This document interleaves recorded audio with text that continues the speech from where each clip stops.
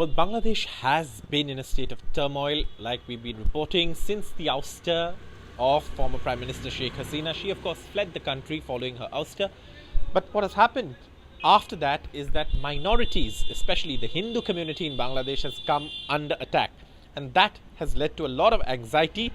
In the last few days, in the recent past, the community, Hindi community especially, was also organizing and uniting and holding protest rallies demanding safety and security. And a large part of this was also organized by organizations like the ISKON, which were demanding a legitimate thing, which is safety and security for the minority community, the Hindu community in Bangladesh. But what has happened also is that in a court in Bangladesh, while all of this was discussed, while the arrest of Chinmoy Krishna happened, ISKON itself, the International Society for Krishna Consciousness, which is a world-renowned body known for its philanthropic work, known for its relief work in times of distress, has been labeled as a fundamentalist group by the Bangladeshi government in court. And that is something that's caused a lot of outrage, because while it is a religious body, its social service is something that is also spoken about, and calling the ISKCON a fundamentalist body is something that's not gone down well at all with the Hindu community, who were already under attack. So there were protests after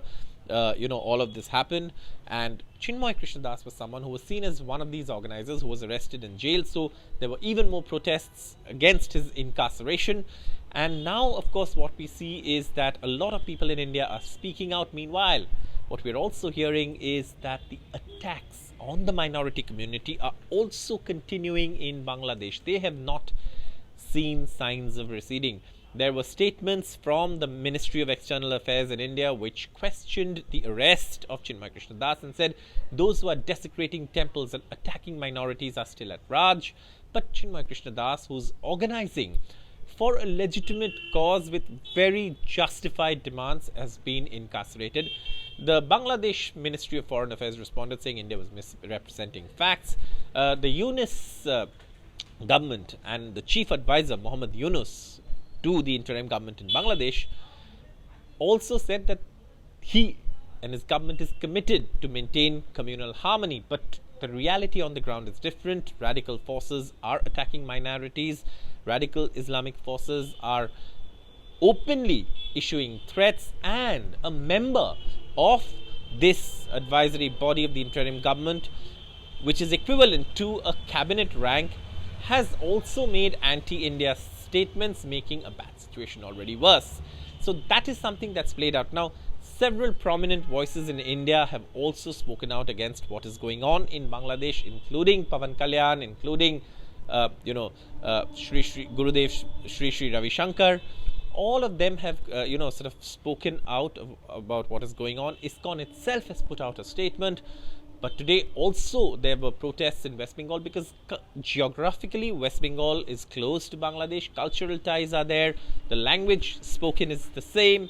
And when minorities in Bangladesh are threatened like this, there is an implication for West Bengal as well, and India at large. So obviously this is an issue that's being closely watched. Suvendu Adhikari, the leader of the opposition in West Bengal, and also the BJP leader, marched to the Bangladesh High Commission demanding that the attacks on minorities must stop, that Chinmoy Krishna must be released. And he also warned that if this was not done, then perhaps India could look at tit-for-tat measures.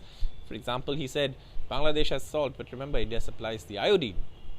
He also said if these attacks don't stop, then perhaps India should have a look at stopping medical visas or visas, or stop visas for them, and stop import-export permits. So these are things that the BJP has also put in the public domain, saying that India needs to also respond to what's going on in Bangladesh. And if the Bangladesh government isn't able to manage this situation, then perhaps India will have to do something, because the calls for India to intervene, for India to act, to protect minorities as the closest neighbor is growing.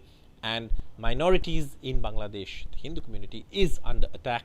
And the reality is that radical forces are getting away with these attacks as of now, even as the Bangladesh government says it's committed to communal harmony and protection of minorities.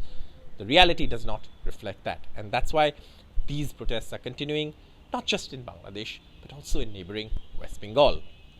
For more such videos, please do stay tuned to NDTV's YouTube platform. Press on that bell icon to subscribe for alerts on videos like these, where we bring you not just the news, but beyond the news, the context and the backdrop of what's going on. Thank you for watching. Good night. With camera person Aniruddha Tripathi in Kolkata, Saurabh Gupta, NDTV.